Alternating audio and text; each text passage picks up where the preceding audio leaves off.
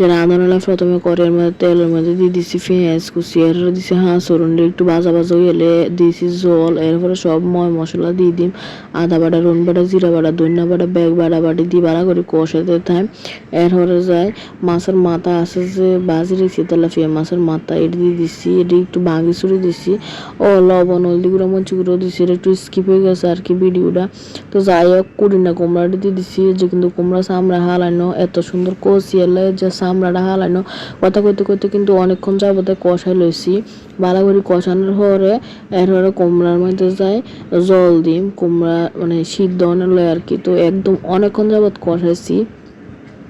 এবার জলটা দিবার পরে সিদ্ধ করার ফালা, সিদ্ধ হয়ে এলে কুমড়াটি মোটামুটি এর হরে যায় উর্ফতি দৈন্যতা ছিঁড়ে নামাইলাম। খাইতে যে কি মজা হয়েছে, ও কাঁচামরিচও দিচ্ছি, কিন্তু কাঁচামরিচের ফ্লেভারটাও আবার অন্যরকম সুন্দর গন্ধ আইব।